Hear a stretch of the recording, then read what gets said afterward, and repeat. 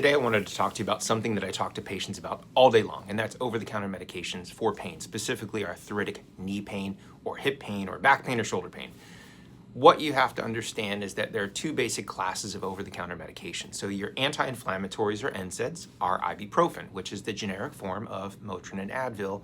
The other option is naproxen, which is the generic form of Aleve, and these are cleared by the kidney. These can cause bleeding and they can affect your stomach and cause ulcerations.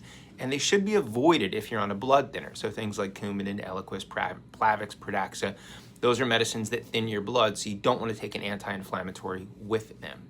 The other type of over-the-counter medication is Tylenol or acetaminophen. This helps control pain and it's cleared by your liver.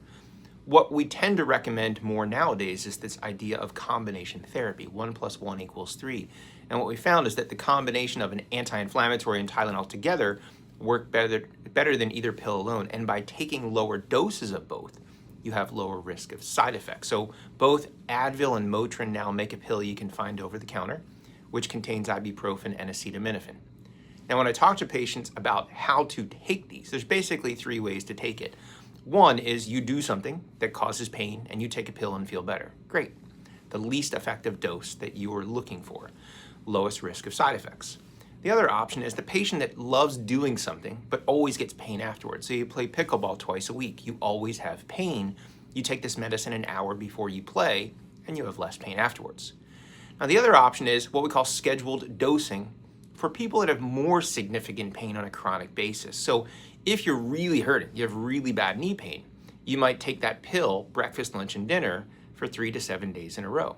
You reach effective blood levels in about 48 to 72 hours and feel better. Very often people will say, oh, I took Advil or Tylenol, it doesn't work for me.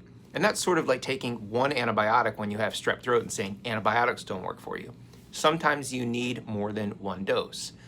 But if you take these medicines, you have to be cautious of the side effects. And if you're taking them on a regular basis, you should always be checking in with your primary so they can check your labs and make sure that your kidney and liver functions are still healthy and not being affected by the medications.